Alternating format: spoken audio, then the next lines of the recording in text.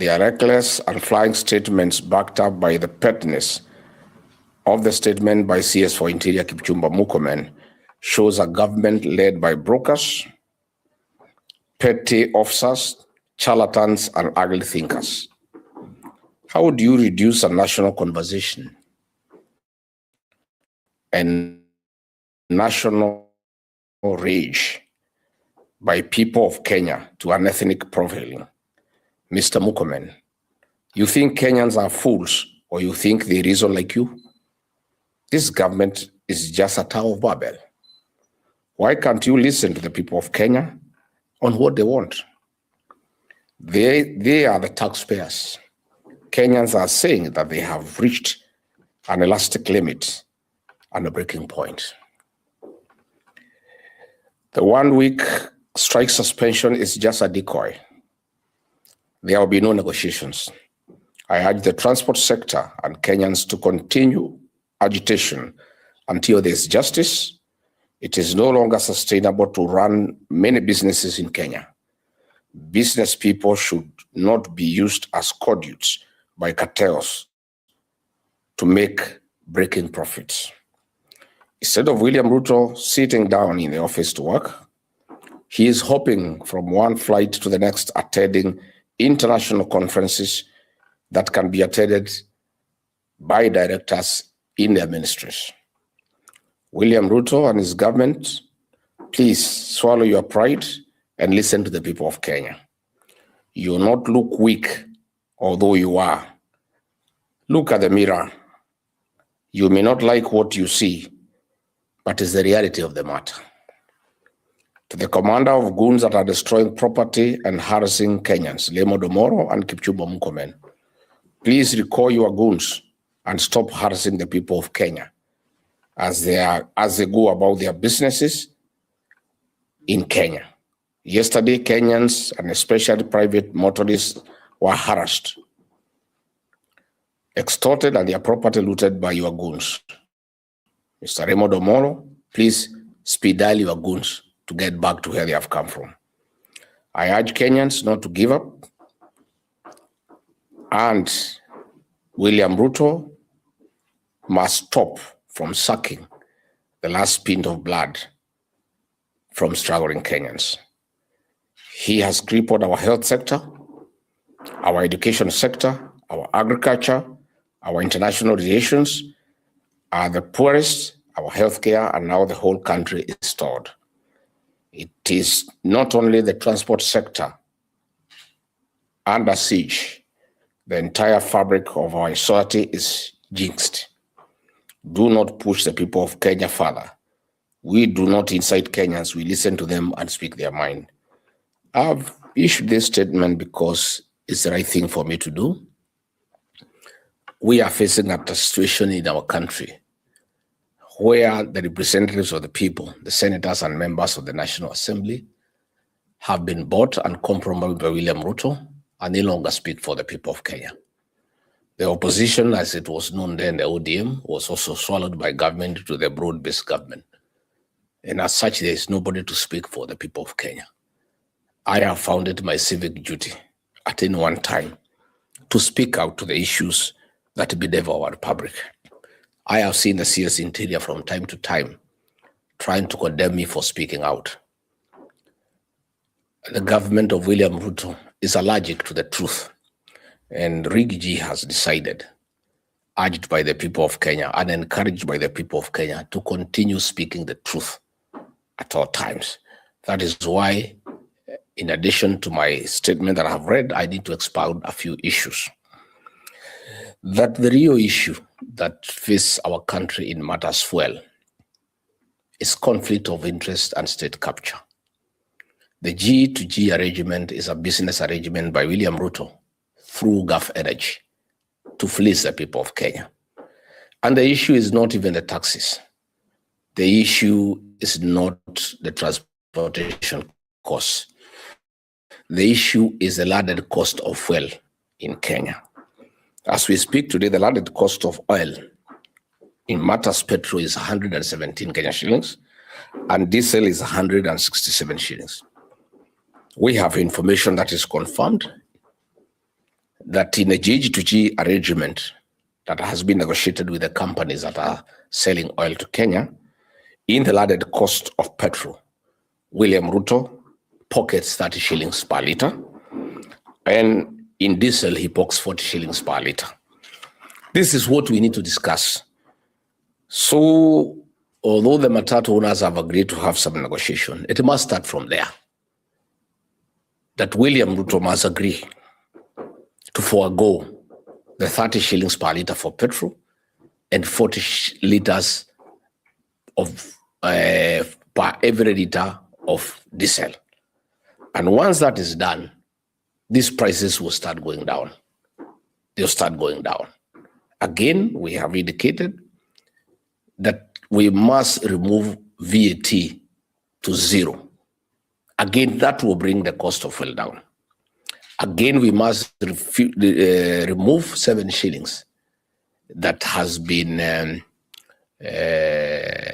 added to the 18 shillings to make it 25. That will make it go down. The oil marketers are getting 24 shillings per litre. They also must agree to go by half to 12 shillings. If all these measures are implemented, the cost of fuel will come down. And it must start with William Ruto. It is him, as the president of Kenya, who must agree to be the leader of Kenya and not a businessman. And he must agree to forego the profit he has negotiated with the companies that are selling us this oil. We also must come not just the issue of cost, but the quality of fuel. Ideally, the fuel that we are supposed to buy at this price is supposed to have 5% milligrams per liter of fuel in matter sulfur. But what has been brought has 60 milligrams of sulfur per liter. This is bad fuel. And I must warn the people of Kenya that the vehicles, the engines that manufacturers have come up with, Euro 4, Euro 5, Euro 6, the way those engines have been designed and manufactured, they cannot take bad fuel. And I want to warn the people of Kenya, even if these prices are brought down, they must demand that this bad fuel must be removed from the market, because these vehicles will have a knock in a few weeks. Again, in terms of plant and machinery for our factories, this bad fuel will spell doom for their life. It will be brought down to a few months. So much as we are saying we want the cost of fuel to come down, all owners of vehicles, private, matatus, owners of plant and equipment must demand the removal of this bad fuel from the market, because it will give us problems as we go along. Let me say that we should not be told that we are having a challenge because of the Strait of Hormuz. Our fuel does not come from Iran. It doesn't go through the Strait of Hormuz. Our fuel is sold by ADNOC in Dubai and Saudi Aramco in Saudi Arabia. That is where the fuel is processed. And therefore, this story that we are having a challenge because of the Strait of Hormuz is hot air. The issue, as I've explained, is that William Ruto has loaded very big profit in the landed cost of fuel, and that is the way to deal with it. Let me go to the issues of Turkana that would have sorted out the issues of petroleum in our country. William Ruto and Gulf Energy forced Tullow Oil to surrender the production and prospecting of oil in Turkana to them at a cost of 120 million US dollars, which is equivalent to 15.6 billion Kenyan shillings. And that is why they have added so much profit in the landed cost of fuel to enable them pay this 15.6 billion to acquire full rights in oil in Turkana. Gulf Oil and William Ruto created a false debt with the Tullow Oil that they are supposed to pay 350 billion for full ownership, which is a lie. The final price was 120 million US dollars, which is equal to 15.6 billion. The US dollars 250 billion, equivalent to 350 Kenya shillings, billion shillings, is a lie. And this is where the catch is, that in 10 years, every barrel of oil gotten from Turkana will cost 100 US dollars. $85 will go towards paying this false debt. Effectively, that money will go to William Ruto and Gulf Energy. You are left with 15 shillings, which will be divided 75% to the national government, equivalent to 1,440 shillings. 20% to the county government of Turkana, equivalent to 384 shillings, and 5% to the Turkana community, that is 96 shillings. It's pure theft of a natural resource given by God to the people of Turkana, by William Ruto and Gulf Energy, to the disadvantage of the people of Turkana. Unfortunately, the people's representative, the members of parliament and the governor, with the exception of the senator, have been bought and compromised, and they cannot speak. We must therefore speak for the people of Turkana. These oil reserves have the capacity to produce enough money to change the lives of the people of Turkana, to build good schools, build good roads, sink dams, get water for irrigation and for domestic purposes, and change the lives of the people of Turkana forever.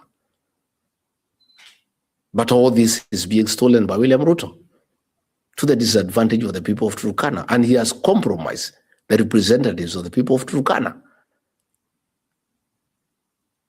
The people of Turkana must say no, and I'm urging the people of Turkana to stop further exploration and exploitation of their reserves of oil in Turkana until proper negotiations have been done and the people of Turkana get the maximum out of the proceeds of the oil that is in Turkana given to them by God to change their lives.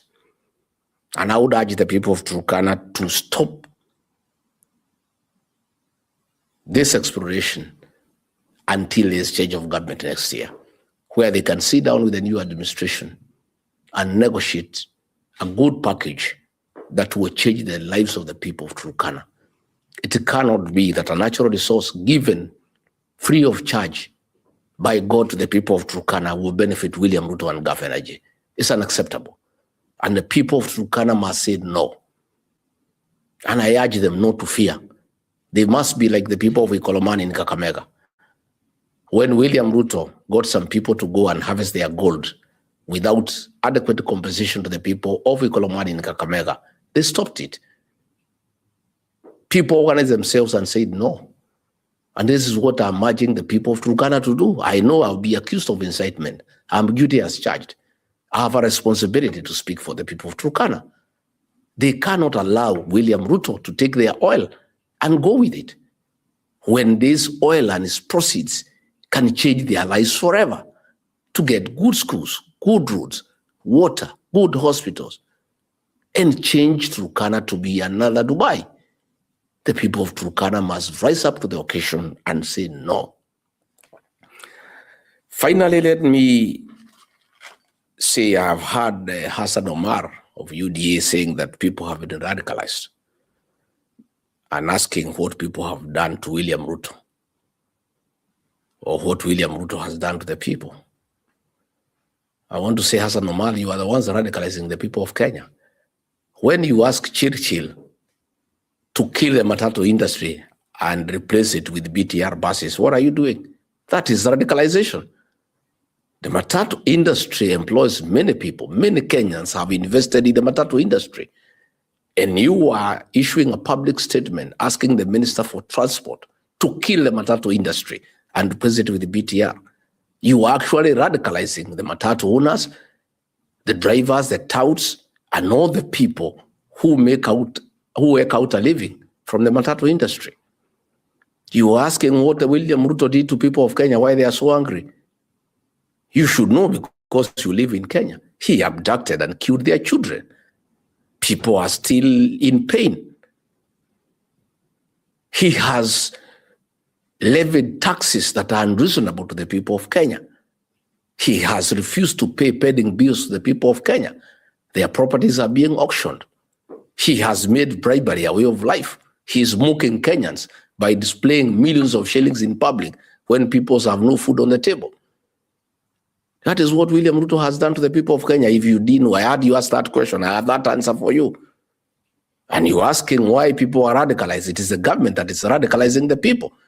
The kind of statements of Pio Wadai and John Badi are making, the so-called experts, are radicalizing the people of Kenya. And they will be radicalized because that is the way the government wants things to be done. Let me, again, it's my very wish, respond to Kipchumba Murkomen. I've heard him. At any one time, there's a problem in Kenya trying to bring President Uhuru Kenyatta and Rigathi Gachagua. Kipchumba Murkomen, for the record, Uhuru Kenyatta is not the president of Kenya. William Ruto is the president of Kenya. The buck stops with him. He cannot blame Uhuru Kenyatta for mismanaging the country, for destroying a country that was up and running. President Uhuru Kenyatta handed over a country that is working, with a working education system, working health system, with a country that was secure. 4 years down the line, there is no country. You keep on blaming President Uhuru Kenyatta, and you are asking matatu owners, why didn't they go on strike when Uhuru Kenyatta was president? When Uhuru Kenyatta was president, fuel went only to 135 shillings. We are now over 240. The people of Kenya know the difference. And again, Ruto is president. Let him run the country. And you cannot keep on anytime there is a small problem. You start comparing the reign of Uhuru Kenyatta and William Ruto. President Uhuru Kenyatta told the people of Kenya that his then deputy could not be trusted to run a country. We disobeyed him. We refused to buy that argument, I included. We are now paying for that. Uhuru knew because he had stayed with him. So Kipchumba Murkomen, leave Uhuru Kenyatta alone. He is not the president of Kenya. Uhuru Kenyatta is retired. Let Ruto carry his cross. He has mismanaged the country. When the country is burning, despite having been properly briefed that there are problems, and Kenya will come to a standstill, he left on an overseas trip in a private jet, I am told the most luxurious in the world, where you are paying 5 million shillings per hour. That jet that he left with is the epitome of luxury, with a full bedroom and a massage parlor and a spa with a jacuzzi, steam, sauna, and the massage parlor has 4 girls from Seychelles. He is enjoying when Kenyans are struggling in the air. And then you are asking Kenyan that people have a problem with William Ruto because he's a Kalenjin. Kipchumba Murkomen, if you have forgotten, nobody has any problem with the Kalenjin nation. When the people of Kenya elected William Ruto as president, they knew he's a Kalenjin. If they had a problem with the Kalenjins, they would not have elected him. Nobody has a problem with William Ruto because he's a Kalenjin. People have a problem with William Ruto because he's incompetent. And he's not what he promised the people of Kenya to be. He has killed their children. He has abducted their children. He has ruined the economy. He has run down all businesses. He has taken over every business in the country: banking, insurance, hospitality, aviation, medical, education. He's running he is in competition with the Kenyan people for businesses, and he has run out all Kenyan businesses from business. So when you come and tell us that people did not oppose Uhuru Kenyatta, they are opposing William Ruto because he's a Kalenjin. When we elected him, we knew he was a Kalenjin. And nobody has a problem with the Kalenjin nation. It's a very dignified community with good people, people with proven track record who have served this country with this distinction.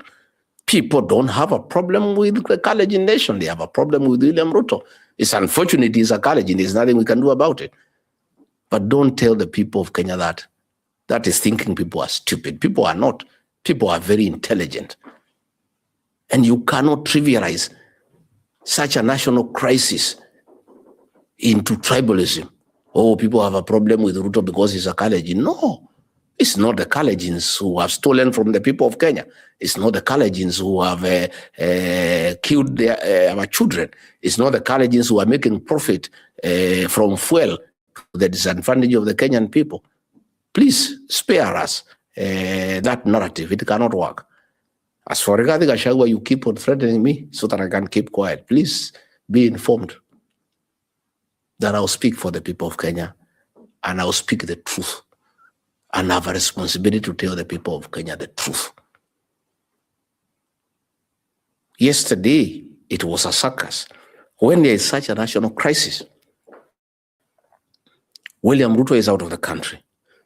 He designates a blogger, Dennis Itumbe, to chair a meeting of such serious issue. The transport officials who are there were shocked that a meeting attended by the CS for National Treasury, the CS for Transport, and the CS for Energy and Petroleum was being chaired by a blogger, Dennis Itumbe. That is how casual William Ruto treats the people of Kenya.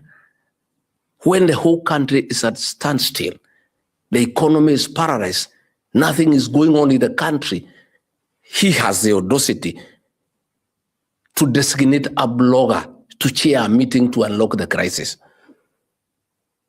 And that is a problem we have with the country. And many people have been asking me, how did we get here? And I have told them, William Ruto surrendered the leadership of the country to a blogger called Dennis Itumbe, a standard 2 dropout called Oscar Sudi, a standard 6 dropout called Farouk Kibet. Those are the people who run the country. Kindiki was in the country. He was not asked to chair the meeting. He's just another flower girl. The president, nothing much of him. He asked Dennis Itumbe to go and chair the meeting. And that is what has been happening. And yesterday, principal secretaries and CEOs from the mountain called me crying that Dennis Itumbe is harassing them to raise $1 billion shillings to fund the Olkalau by-election. And every PS from the mountain has been forced to produce 20 million shillings to go and fund Olkalau by-election. Every CEO from the mountain has been asked to give 30 million shillings to fund the Olkalau by-election. And they are crying because they had to borrow similar amounts for the Bere by-election. Because these PSs and CEOs are arguing that ordinarily they would look for this money from contractors, but they cannot. William Ruto is the one who gives all the businesses to their state departments and their state corporations and deals with the contractors directly. So these PSs, these CEOs cannot ask for money from any contractor because they are dealing directly from William Ruto. So from Bere, they had to borrow the money from their friends. They are yet to pay. Now they are being intimidated. Dennis Itumbe has summoned them to an office. And you can't believe it, that the office that was purchased by government for retired President Mwai Kibaki, the third president of the Republic of Kenya, the greatest president Kenya has ever had, that office where Kibaki used to sit is where Dennis Itumbe is sitting. He's sitting on the chair Mwai Kibaki was sitting on. He's using the office that was being occupied by Mwai Kibaki. What disrespect Mwai Kibaki to the people of Kenya, that a blogger has been allocated the office that was occupied by the third president of the Republic of Kenya. And that is where the PSs and the CEOs of parastatals are being summoned by Dennis Itumbi. And he calls the president and puts him on speakerphone and says, I have told them your message. They are preparing. There's a lot of intimidation. PSs are crying. CEOs of parastatals are crying because of the level of extortion by William Ruto through Dennis Itumbi to fund by elections in the mountain. This Dennis Itumbi, a blogger, is the one in charge of government, not Kindiki. When Ruto goes out of the country, he leaves Dennis Itumbi in charge. You saw yesterday. The CS National Treasury is a very senior cabinet secretary with executive powers. But the meeting he is in is being chaired by Dennis Itumbi. Ordinarily, that meeting should have been chaired by the Deputy President, fake one. Or at least the head of the public service, Felix Kosgei. But William Ruto, because of despising the people of Kenya, designates a blogger, Dennis Itumbi, to chair a meeting to unlock a crisis in his country when he is wallowing in luxury, in private jets, being massaged in air. That is the kind of joke that we have in our country. I want to ask the PSs and the CEOs not to give that money for Olkalau and to go to their offices and work. They are telling me they have been told to camp in Olkalau to go and campaign. Most of them are saying they don't even know how to campaign. They have never participated in politics. Each has been allocated a polling station and told to give money and go and campaign for the UDA candidate in Olkalau. They are all working under Dennis Itumbi, a blogger. He is in charge of PSC and CEOs of parastatals. It's the greatest joke in the history of Kenya that a blogger is in charge of PSCs and CEOs of state corporations, that a blogger is chairing a meeting attended by the CS National Treasury, Energy and Petroleum, and the CS for Transport and Infrastructure. That is how casual William Ruto treats the people of Kenya and the challenges that they face. But of course, the worst joke is Kipchumba Murkomen. He's the worst CS Interior we have seen since independence. He's such a joke. You know, even if William Ruto wanted a college to be CS Interior, why can't you look for a serious, mature fellow? Why do you give the job to a CS who is childish and juvenile? A fellow who reduces a national crisis into a tribal joke. You know, that is how serious the situation back home is. So let me ask the officials of the transport sector who are saying they will negotiate with the government. I hope they will not be compromised. I hear yesterday Dennis Itumbi tried to give them 500,000 shillings. 7 of them, they refused. I hope they have not been given more. I want to give them the benefit of doubt and believe they have not been compromised. Let them go to these negotiations with an open mind. First, they must demand that the bad fuel, the low-quality fuel, must be removed from the market. They must demand that William Ruto must forego his profit. They must demand that VAT must be brought to zero. They must demand that the 7 shillings for fuel levy must be removed. If they do that, fair enough, we proceed. If they are compromised and agree that everything is okay, if they will be contented with the 10 shillings, then ourselves on coming back, we'll have to consult with the other leaders in the United Alternative Government and decide the way forward for the people of Kenya. So I needed to talk about those few things because it's important that we let the people of Kenya know what is happening. And I really urge the people of Turkana to wake up and say no. They cannot allow theft of a God-given natural resource that would have benefited the people of Turkana to benefit one William Ruto and his company, Gulf Energy. It is immoral, it's unacceptable, and all Kenyans must support the people of Turkana. Thank you very much. Asanteni sana.